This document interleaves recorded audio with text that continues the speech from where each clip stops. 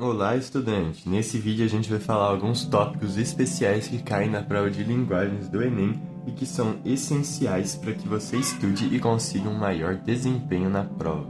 Primeiro, a gente tem que esclarecer que a prova de linguagem do Enem não é uma prova simplesmente de interpretação como muita gente acha. Existem muitos conteúdos que caem na prova e que é muito importante você saber para aumentar o seu desempenho. A prova de linguagens geralmente é a que o TRI mais desvaloriza. As notas de linguagem são as mais baixas de toda a prova, e mesmo quem fecha não consegue uma nota tão alta assim em comparação com as outras matérias. Por isso, em cursos mais concorridos, a prova de linguagens é aquela que diminui a sua nota. Então, conseguir uma nota boa em linguagens é essencial para que você consiga passar no seu curso. Então, vamos lá para os tópicos a serem estudados. O primeiro tópico são os tipos textuais. Os tipos textuais são 5: o injuntivo, o narrativo, o descritivo, o dissertativo e o expositivo. Eu recomendo que você dedique um bom tempo para estudar esses tópicos, porque todos eles caem. Funções da linguagem. As funções da linguagem ajudam a gente a entender como o texto se comunica. Se o texto está sendo um texto mais apelativo, se o foco do texto está sendo o emissor, se está sendo o canal de comunicação, se é um texto falando sobre texto, se é um texto mais sobre um assunto, sobre informações, ou se é um texto com muita preocupação em a forma que ele está sendo transmitida a mensagem. Figuras de linguagem. Próximo tópico.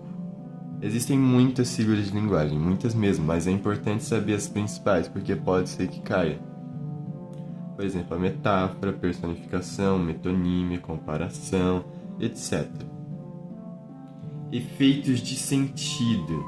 Efeitos de sentido é um assunto que pega desde o duplo sentido até a ironia e o humor. As questões de efeito de sentido do Enem misturam o conceito de efeito de sentido com um gênero textual específico, como, por exemplo, uma charge, geralmente é o que mais aparece. Gêneros textuais. Gêneros textuais é outro assunto muito importante para você estudar, porque ele ajuda você a compreender todos os outros assuntos que a gente já falou até agora, praticamente.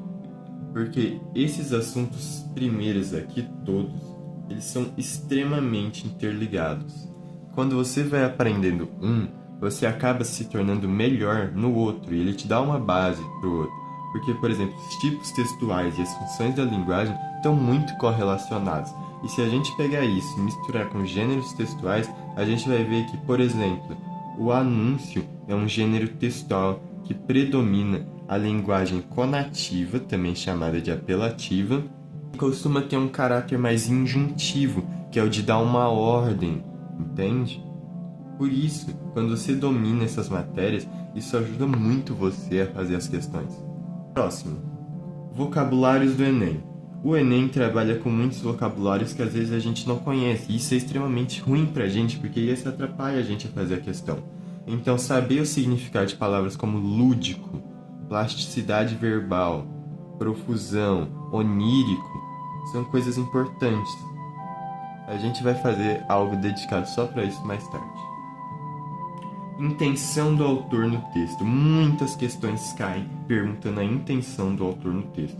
E você precisa conseguir identificar e diferenciar a intenção do autor do que o texto está passando mesmo. Porque o texto passa uma mensagem, mas essa mensagem tem uma intenção por trás, que é a intenção do autor. Então existe uma diferença entre a intenção do autor e o objetivo do texto. Outra matéria interessante para ser estudada: estratégias persuasivas de convencer o leitor. Existem as implícitas e as explícitas, esses dois tipos. As implícitas são mais usadas, por exemplo, em redações. São argumentos que você pode usar, por exemplo, argumento de autoridade, citações, dados, etc. Enquanto as explícitas são mais usadas em, por exemplo, o gênero textual anúncio. porque as estratégias de persuasão explícitas, elas são boas para convencer as pessoas a fazer coisas. Então você percebe como está tudo se interligando aqui, e isso ajuda muito a você fazer as questões da sua prova. Outro conteúdo essencial, a parte de literatura do Enem. É importantíssimo que você saiba as características de cada período, principalmente do romantismo até o modernismo, que são os períodos que mais caem no Enem. É interessante que você também saiba algumas coisas sobre o quinhentismo, sobre o arcadismo, mas o principal do Enem é o romantismo até o modernismo, literatura brasileira, nesse período.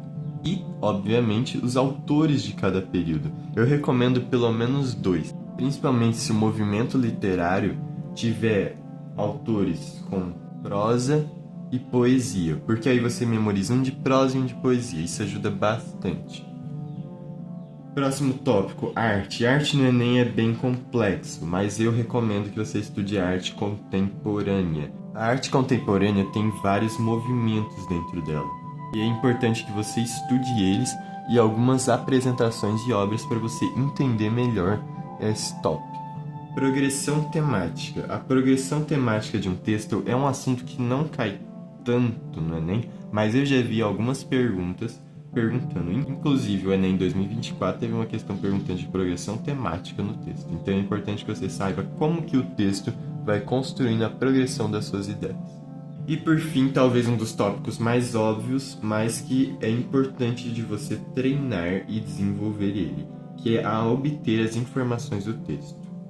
O Enem trabalha muito em te dar um texto e pedir uma informação dele. O único trabalho seu é identificar essa informação no meio do texto. Só que ainda assim ele bota várias palavras e coisas para te confundir. Então é importantíssimo que você compreenda os comandos e as alternativas. Bom, esse é o resumo do que você tem que estudar para a linguagem do Enem para conseguir um desempenho muito acima do que você está esperando. Bons estudos para vocês e até a próxima!